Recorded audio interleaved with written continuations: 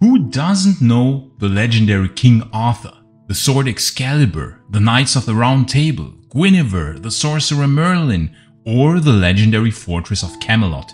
The story of King Arthur is an absolutely integral part of the British legendarium, and that legendary first British king is known not only in Britain, but actually famous worldwide. However, what most people don't know is that there is actually a connection between the legend of King Arthur and the late Roman Empire.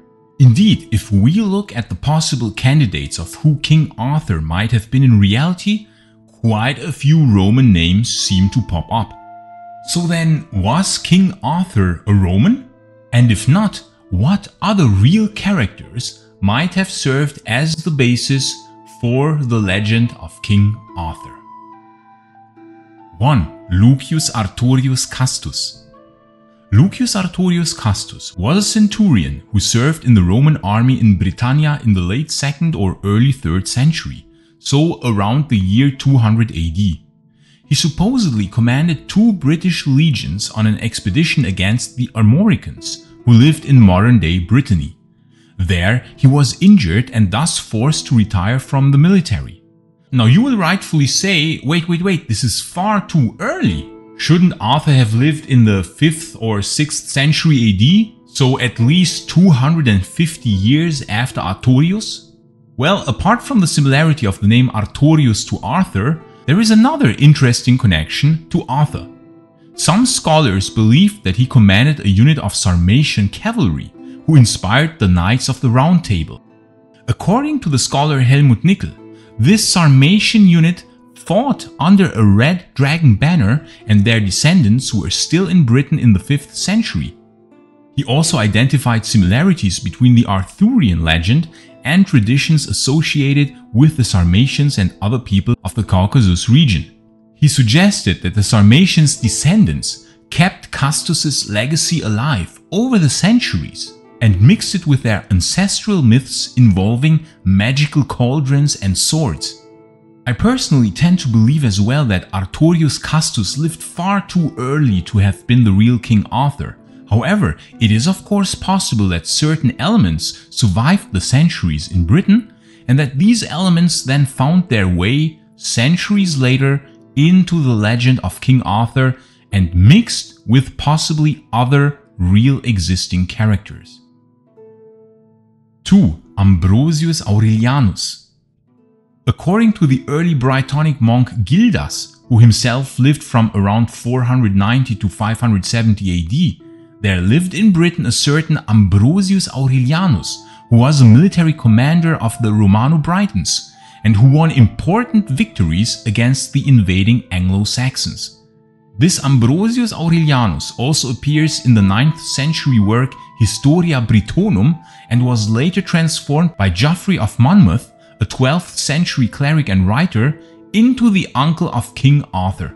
Indeed, it was actually in Geoffrey of Monmouth's work that we can read for the first time many of the famous tropes and themes of the Arthurian legend. So we could say that Geoffrey of Monmouth is the father of the Arthurian legend as we know it today. It is of course possible that Ambrosius fought at the legendary Battle of Mons Badonicus, or Mount Badon, which probably took place in the late 400s and which has been mentioned by Gildas. But this cannot be verified since Gildas doesn't mention the names of the participants of the Battle of Mount Badon. He only says that Ambrosius organized the survivors of the Anglo-Saxon attacks into an armed force, he himself probably still having been trained in the old Roman ways of the old Comitatensis legions, and even won some victories against the Anglo-Saxons. From other writers, it can be reconstructed that Ambrosius probably lived in the early to mid 400s, which would probably be a bit too early for King Arthur. However, it is of course possible that here too, the way in which Ambrosius created a military resistance against the Anglo-Saxons might have served as a basis for the Arthurian legend. And now to something different. You love Roman history, I love Roman history, right? That's why you're here. What if I told you that you can buy Roman history as a present for yourself or someone else? Enter the SPQR Shop. They make amazing rings, amazing pendants, attributes, terracottas, coin replicas. They make a lot of wonderful replicas of Roman items, and it's all 100% handcrafted. Let me tell you, the level of craftsmanship is absolutely incredible. You can even buy the one and only Maiorianus ring. The ghost of the Emperor Majorian himself once appeared to me in a dream and told me that the power of Majorian himself is imbued into that ring. Okay, maybe the whole story was completely made up, but the ring sure looks cool, and you can only get it on the SPQR Shop. But there are of course many other rings and amazing items that the SPQR Shop crafts with an incredible attention to detail. And with a code in the description, you will get a 20%, I repeat, a 20% price reduction on every purchase on the SPQR Shop. So don't hesitate and buy something nice for you or someone else as a present who also happens to like Roman history. Thanks for your attention and back to the video. 3. Riotamus. The 6th century Eastern Roman history chronicler Jordanes wrote that in the Western Roman Empire, the Emperor Anthemius, in his tireless fight to restore the dying empire, called upon the help of a certain Riotamus, king of the Britons, in the year AD 469. And indeed, Riotamus listened to the emperor and crossed the channel with 12,000 men fighting against the Visigoths. But the location of Riotamus' army was betrayed to Euric, king of the Visigoths, by a Roman traitor called Arvandus. Damn you, Arvandus! And so Riotamus lost the battle against the Visigoths. After that, Riotamus fled to the Burgundians, and his last known location was the small town of Avalon in the west of the Burgundian kingdom. Several things here present an interesting connection to the Arthurian legend. According to the aforementioned 12th century writer Geoffrey of Monmouth, Arthur crossed into Gaul twice, which Riotamus also did. Once in 460 on bidding of Sidonius Apollinaris, and another time in 469 on bidding of the Western Roman Emperor Anthemius. And also, according to legend, as many know, King Arthur went to Avalon, hoping to recover there from his mortal wounds following the tragic Battle of Camlan. Now this is highly interesting since we remember that Riotamus, after having been defeated in the Battle of Deos in 469 AD against the Visigoths under Euric, fled to the Burgundians, passing through a village called Avalon. So there are certainly some very interesting connections between Riotamus and the Arthurian legend, which cannot be denied. 4. Various Brythonic kings and princes. Apart from the late Roman origins of Arthur, there were of course many native, non-Roman Britons of the 500s and 600s who could have served as the basis for King Arthur. Cadel ap Catern, for instance, was a mid-5th century king of Powys, a Welsh successor state in post-Roman Britain. Some scholars think that some aspects of him fit the Arthurian legend, such as references to his swords in ancient texts and a humble, non-aristocratic origin. Then there is Artwis ap Mar, who was the grandson of a Welsh king, who lived at the right time in the late 400s and early 500s, so at the right time of the Battle of Mount Badon, in which, according to legend, Arthur won, and whose name Artwis sounds quite similar to Arthur. Then there is also Owain ap Einion, who belonged to the royal house of the kingdom of Gwynedd, another Welsh successor state of the Romans, about which I made a video that you can watch if you want. So some think that this Owain ap Einion might have served as a historical prototype of King Arthur.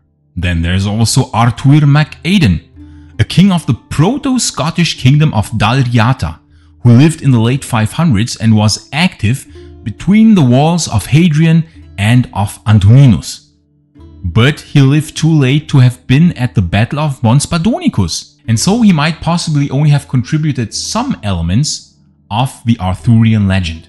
Then some scholars think that Arthur ap Pedr, who was king of the Welsh kingdom of Dyfed in the late 500s and early 600s, might have also contributed some elements to the Arthurian legendarium. And then lastly, there's also Artuis ap Moeric, king of Ergyn, an early southern Welsh kingdom in the early 7th century.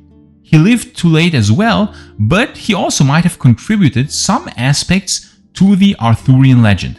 So we see that there are also possibly many non-Roman origins of the Arthur character.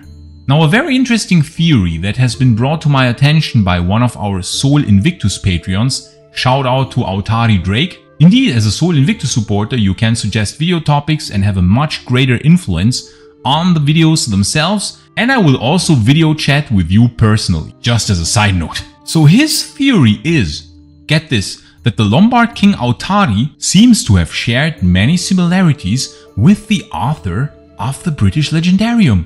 Now I know what you will be thinking, what the hell should the Lombards have to do with the British Legendarium? But remember that most of the Arthur Legendarium was created only in later centuries, in the 8th century work Historia Britonum, and most of all by the 12th century cleric and writer Geoffrey of Monmouth, whom we have mentioned already before. And it is entirely conceivable that the events of other nations in writings might have been brought over the centuries to Britain and intermingled there with the folklore of possible heroic kings who had valiantly fought against the Anglo-Saxons. There are quite a few interesting similarities between Autari and Arthur. Autari and his successors fought against a king of the Avars called Organa, which sounds very similar to Morgan Le Fay, or Arthur uniting the lands of Albion after an interregnum. Autari in turn united the lands of Alboin, a previous king of the Lombards under whose leadership they had invaded Italy in 568, about which I made another video, and this happened also after an interregnum. Geoffrey of Monmouth also wrote that Arthur fought against a certain Roman called Lucius Tiberius. What a coincidence that Autari fought against the Eastern Romans under the Emperor Tiberius II. There are many more interesting similarities regarding the names of these figures, so it could be possible that some of these names might have migrated from Italy over the centuries to Britain.